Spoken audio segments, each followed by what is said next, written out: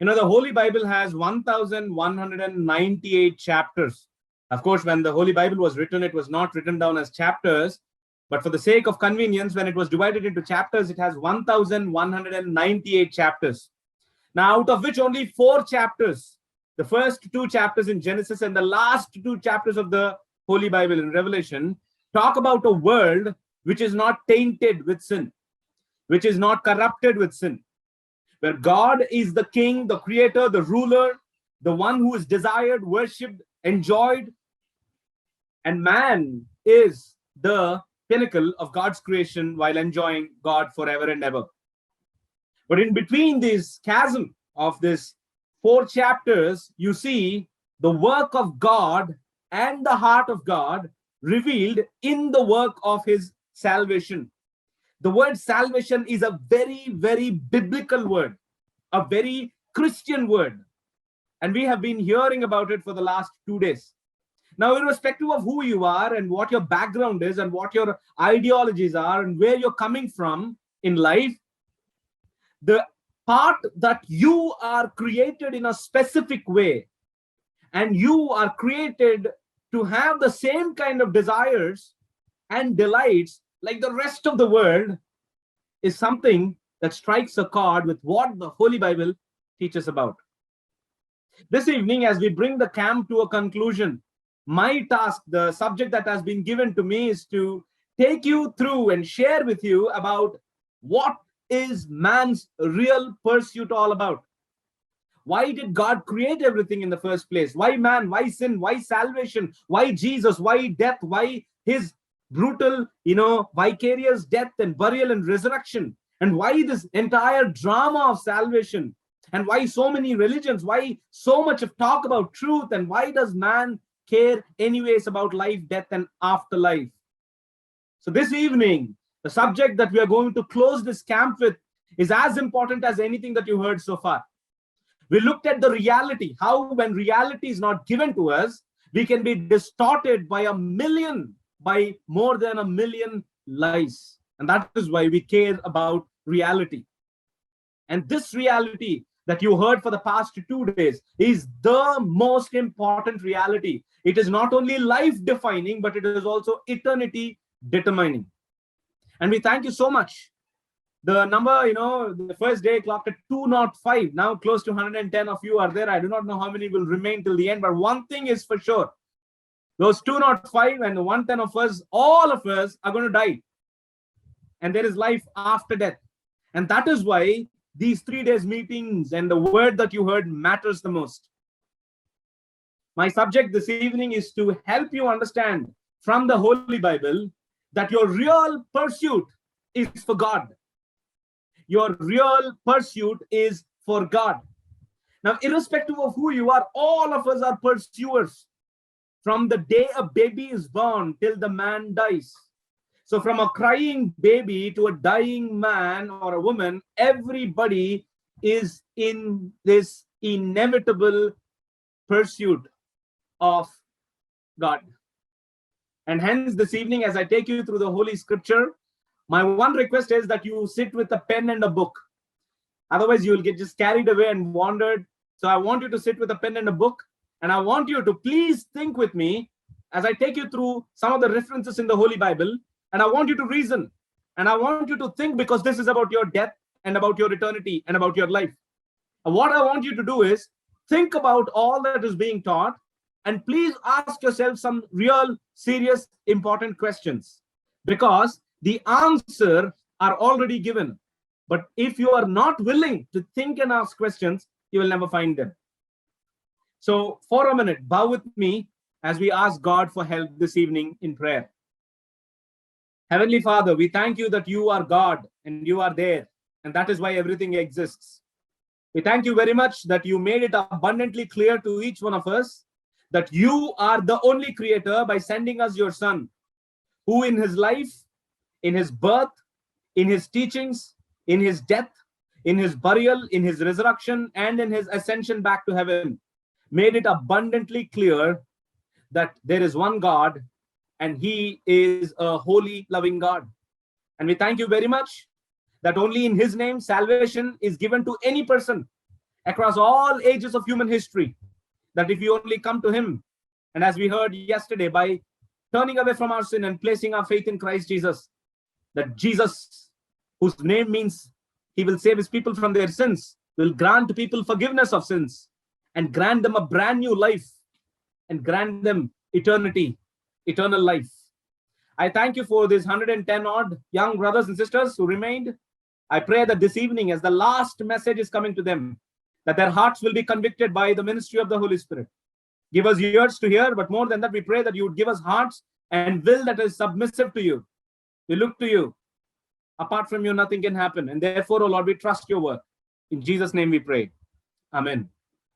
You know, 2 days ago, I think Emmanuel Anna was quoting St. Augustine, called to be, at least deemed to be, one of the greatest fathers or church fathers in the early church history. In his Confessions, if I'm not wrong, I remember reading, he said, when I was reflecting on my life of sinfulness, when I went around splurging my body with so many women, one of the things he mentions, I'm just paraphrasing this, he said is this, that I did not know, oh God, that when I was going after the pleasure of flesh, it was you that I was really looking for. It was you that I was really looking for.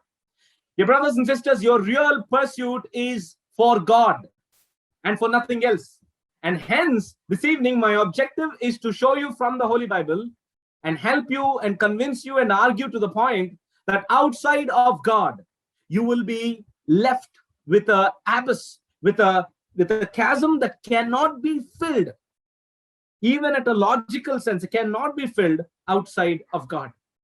And therefore, let me take you through this journey, this process of learning.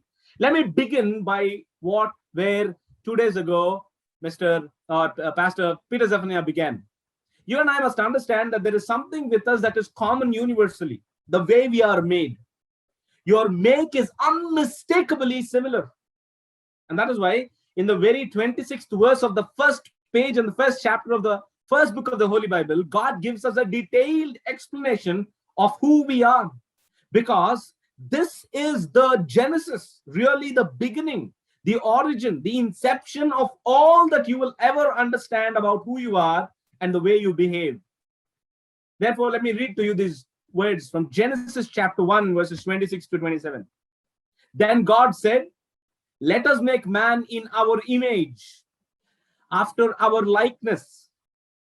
That itself sets man in a class that is set apart from all other species created. In God's image, in God's likeness. That's a big clue for what you're going to listen throughout this session this evening. That you desire, you aim, you aspire, you want to represent and reflect and aim at things that are pertaining to God and not just pertaining to the world. And then God said, let them have dominion over the fish of the sea and over the birds of the heavens and over the livestock and over all the earth and over every creeping thing that creeps on the earth. It's interesting here that who you are, or rather what you do, is preceded by who you are. Which means who you are should define what you do. That is how it works in God's economy of creation. But of course, after sin entered the world, this formula has been inverted.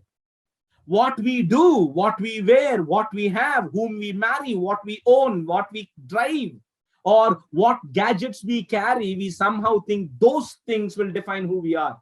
That is the state of a lost man. But it was not so in the beginning. Who you are must decide what you do and not the other way around. Verse 27 tells us very clearly, so God created man in his own image. In the image of God, he created him, male and female, he created them. I want to draw your attention to two words particularly here, the word image and the word likeness. Now, obviously, if you look at the original language, these two words, Selem and Demut, both of them talk about two unique aspects of human existence. The word image and likeness talk about our representation, or we represent and we reflect God. A better way to illustrate this is, in olden days, kings had coins printed with their faces. Now, the coin represented that the king is the owner of that money. Therefore, you pay taxes. But the face on the coin also resembles the king.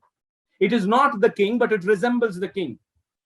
In a similar fashion, you and I are created to resemble God and also to represent God on planet Earth. That is why, if you look at the first sentence here, the scripture tells us you are created in the image of God, in the likeness of God, to resemble Him, to reflect Him. And then the scripture says you are supposed to rule everything except each other.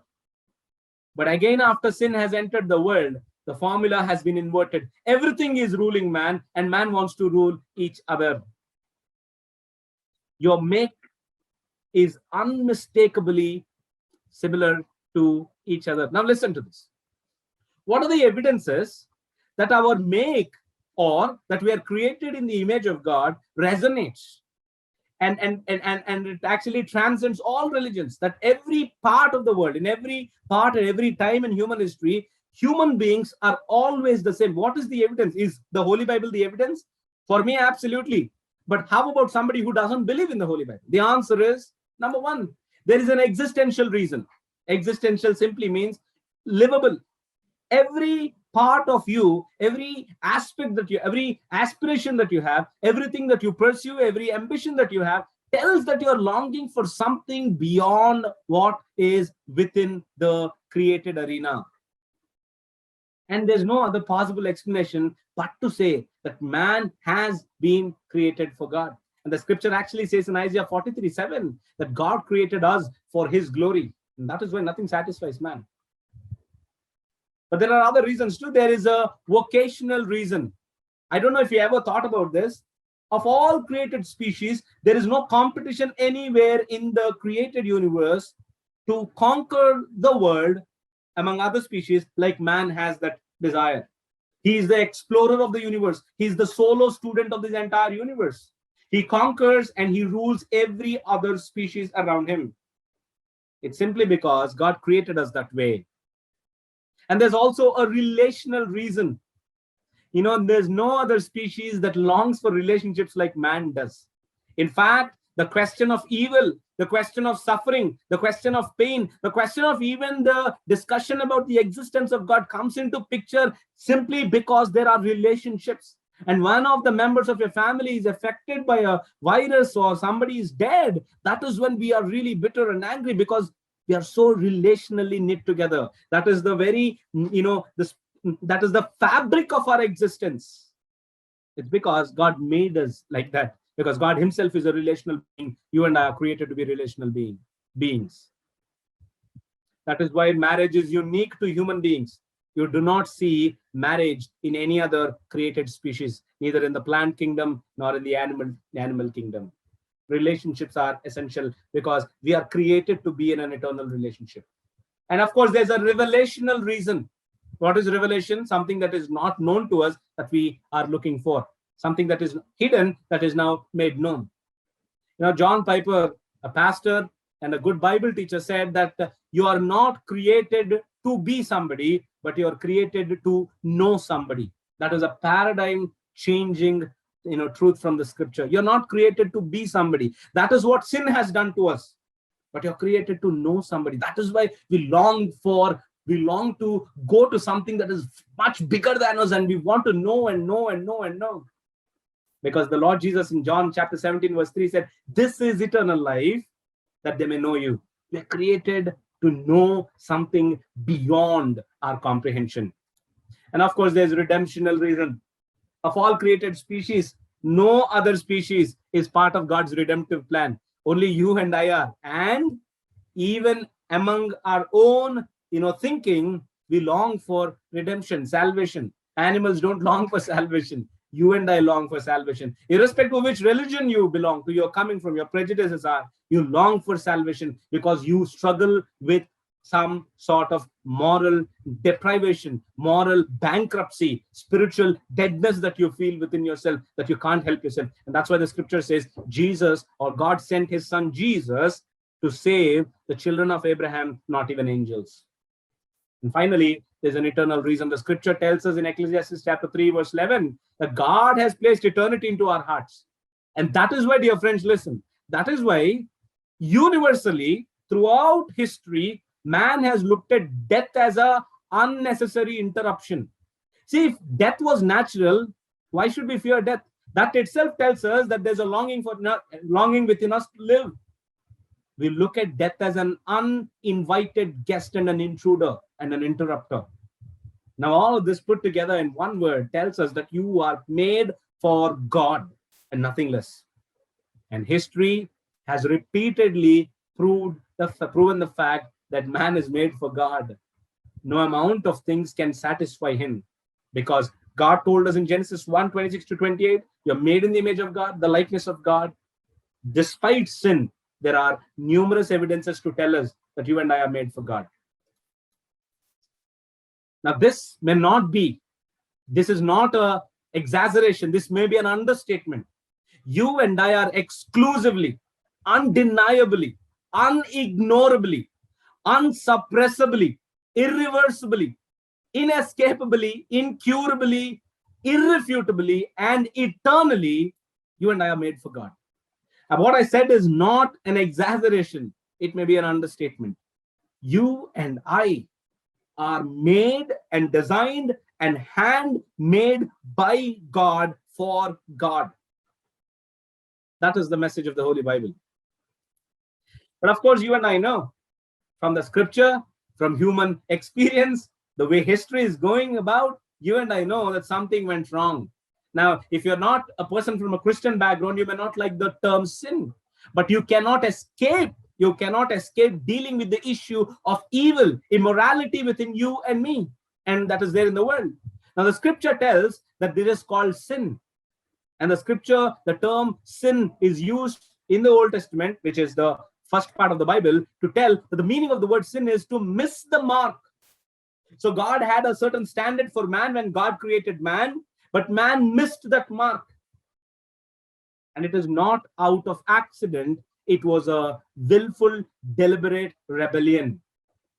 That is why in Romans chapter 3, verse 23, the scripture tells us, for all have sinned and fallen short of the glory of God. The meaning of the word fall short is to lack behind, literally to lack that which we are created to long for. However, after sin came into existence, man is now in a sort of a paradox. This was not a paradox before man fell. This was the way life was. But after sin came, there's a paradox. There's an insatiable longing within man. Okay, this is the paradox. Man within himself, irrespective of what your age is, irrespective of where you're coming from, all of us have this great tension within us. There is this insatiable longing. It is like we are forever thirsty and not being full, irrespective of what we are consuming. It's like we are forever hungry, and no matter what we are eating, it is not really filling us up. There's this insatiable longing within our soul to be both a slave and a ruler at the same time. Now, these are not two mutually exclusive things. They actually go hand in glove. We on one side, man wants to be a slave. I'm not saying man is a slave, which he is. But man also longs to be a slave, longs to belong to someone or something or some euphoria that is infinitely bigger than him, that somehow he thinks that will give him the home, the life, the joy, the eternal satisfaction that he, though may not be able to articulate, but he is longing for it. On one side, he wants to be a slave. And that is why he's trying to put his plug into so many sockets to see if anything works at all. But on the other side, there's also this incredible desire within man to be a ruler. He wants to control, he wants to rule, he wants to dominate, not just with an evil intent, even with a good intent. He wants to master things. That only tells and actually makes the point for the case that is made in Genesis chapter 1:26. God created man in his image. God is the sovereign governor, ruler, life giver, definer, and determiner of man's life, existence, and eternity. But God also made man to represent him on this planet, to be the king, to be the vice regent, to be that ruler who will represent God on planet Earth. So let me just explain what I mean. Man lives with this longing, this insatiable longing to be a slave one side, to belong to something, so much so that he wants to be lost. And that's one of the reasons we want to fall in love as young people. If you're a young person, you want to fall in love because you want to give yourself away to whatever that your understanding of love is. And that's what happens. Your will is given away to the person you're in love with. And your reasoning is clouded, and sometimes you act erratically. But also on the other side, you want to conquer that person. You want the person to belong to you. You want to have that person as your own. I'm just giving one example. You can apply that to all of life. So what has brought this about? Although man is created this way, why is man struggling? How did we miss the mark? Now understand this. When God created us, there's a very specific design, which Peter, Zephaniah and I was talking about, which he integrated into us. We are created in this specific design. What is the design? Man is created to desire God. Okay? Man is by nature created to desire God. If you were to remember the immortal words of C.S. Lewis, he said, if there is a desire in you, that no possible experience in this world is satisfying that desire, the only answer is that you are made for another world.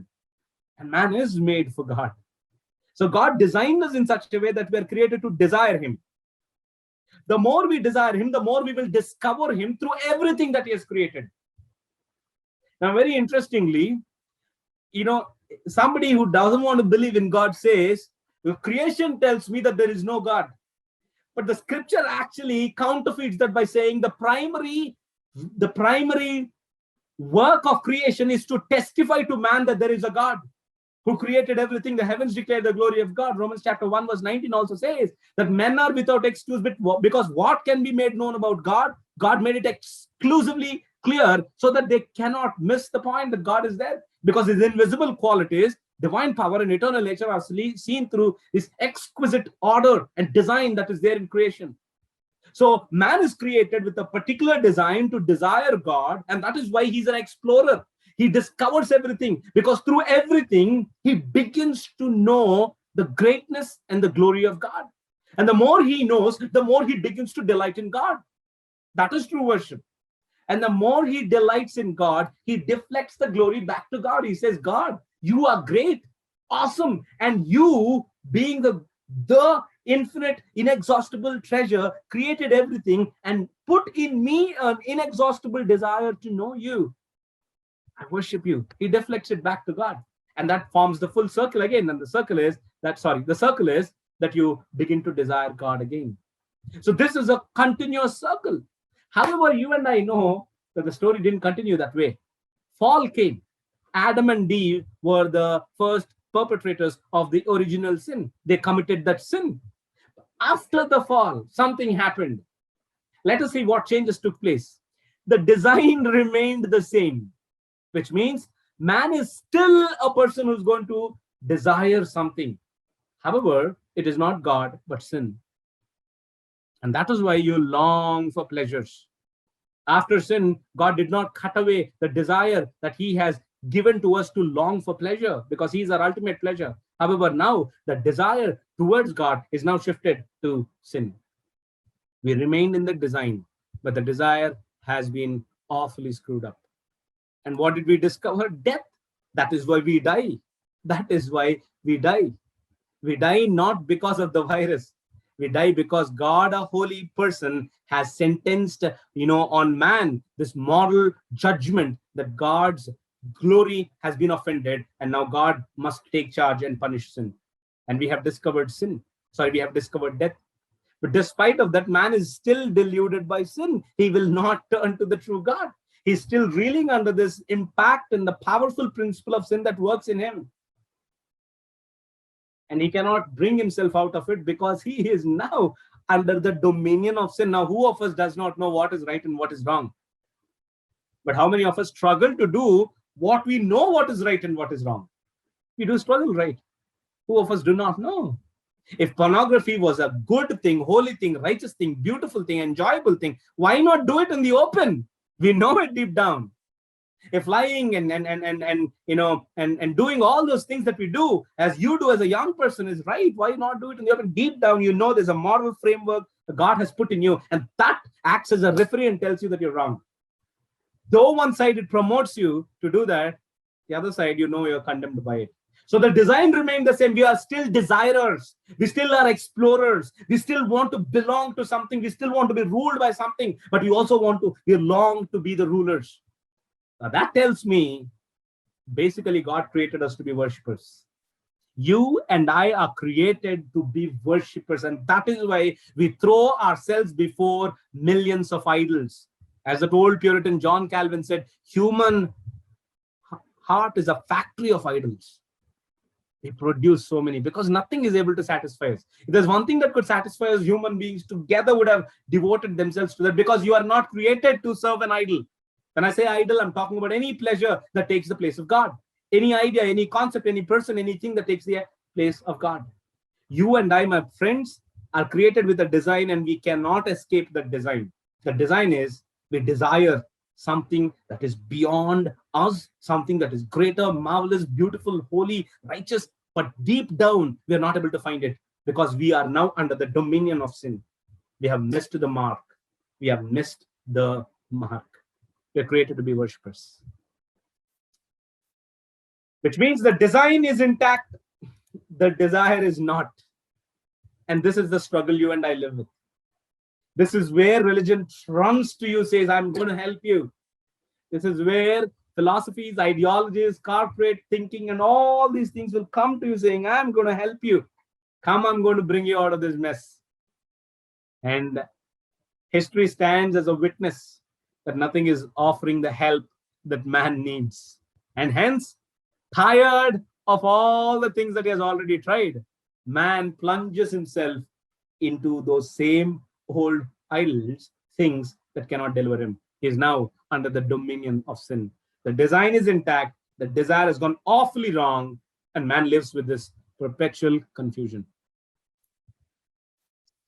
Look at this saying from C.S. Lewis, the man who wrote the book, The Chronicles of Narnia, which is later turned into a movie. He said, all that we call human history, money, poverty, ambition, war, prostitution, classes, empires, slavery, all of this that we call human history is the long, terrible story of man trying to find something other than God which will make him happy.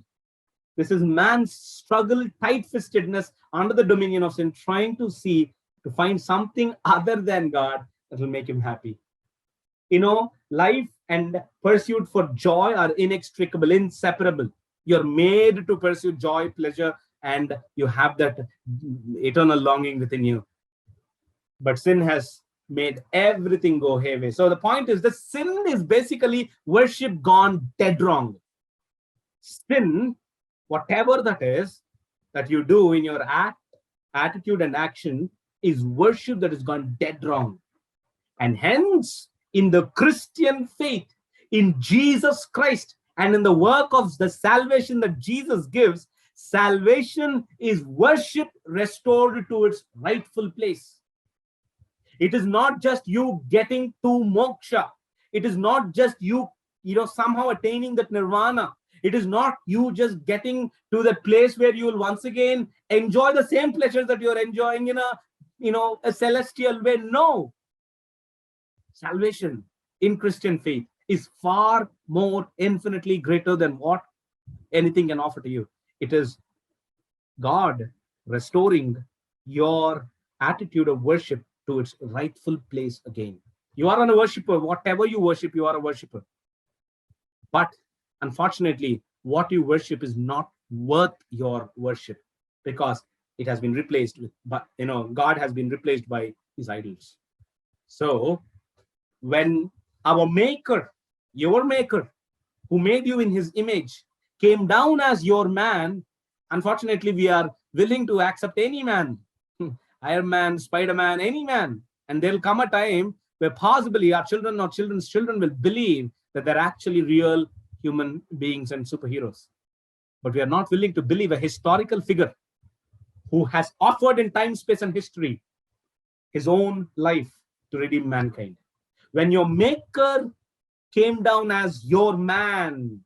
In incarnation, there's one specific thing that he's trying to tell us, and that is this: that God, I'm borrowing this from LT Jayachandran uncle. He said, in Christian faith, God can only take one incarnation, one avatar, and that is the incarnation to become man. He cannot take any other image because everything is not created in God's image. Only man is created in God's image. Hence, he who gave us his image now came down into our image as man. The reason is so that he could take our place, crucifixion, because the demand of God must be satisfied, and the sacrifice has to be made on behalf of man. So Jesus here does that dual role. As God, he forgives us. As man, he represented us before God.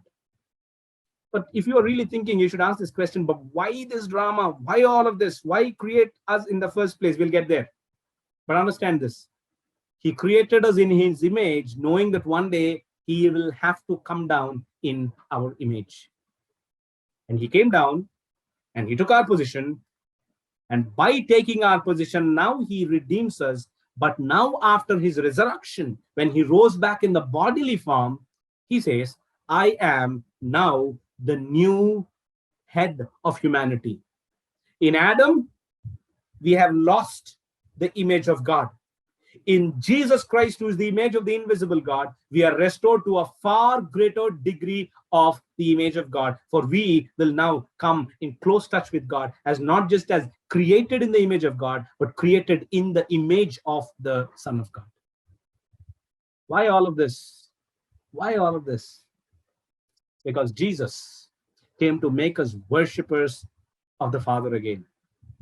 In Christian faith, salvation, dear friends, brothers and sisters, is to call you to God, who is infinitely greater than anything that you can ever hold in your hand or in your heart, and say, this is worthy of my worship. God stands superior, infinitely superior to anything that you can hold. And Jesus has come to restore that back in us by placing his life on the cross. So Jesus came to make us worshippers of the Father. God does not need our worship, but he made us to be worshippers, to come to enjoy his word. And Jesus has come to restore that back again. Now, the final point is this. All of this is done not because you are important, in case you're thinking. Not because God loves you primarily, and that is the reason why he did it. No, that is part of it, but that is not the root of God's mega passion for this entire saga of creation and salvation. The reason he made you to be a pursuer of God, the reason he came down despite your sin and my sin, while we missed the mark terribly, the reason his son himself came down to become the sin offering for us and took upon himself that, vicarious death, that brutal death, the judgment of God, like we heard the other day. The reason he died and God resurrected him back, the reason he remains as God-man for all of eternity, is not us primarily. It is part, but it is not the soul and the whole. Here is the mega passion of God, the great plan of God. This plan that is, greater than anything that you and I can think of. And that is why this plan is greater than God loving us first. Look at the answer here. Romans chapter 11 verse 36 tells us, for from him and through him and to him are all things. Now, most of us will not have a problem with the first two statements, that God is the one who created everything. And through God, everything came into existence. But the problem really arises, and this is where we struggle with the lordship issue, irrespective of how many years you've been a believer, is that you are created to belong, to surrender, to yield to somebody's pleasure, and that is God. All things are created to him, to him. Because the answer is, he's glorious. The worth of God is infinitely greater than anything that you can pursue, and you have been created and hardwired that way because he is inexhaustible in giving his glory to mankind. Therefore, all things are created to him because he's glorious forever. But that doesn't solve the problem. Colossians 1:16 says, Jesus is the image of the invisible God, the firstborn of all creation. For by Jesus, all things were created in heaven and on earth, visible and invisible, whether thrones or dominions or rulers or authorities. All things were created through him. And look at this, and for him. God, who does not need anyone, God whose worth is so glorious that all of eternity is not sufficient to really enjoy who he is, in his eternal wisdom decided to create everything for the glory of Jesus, his son, who became man. And for this reason, man has been created.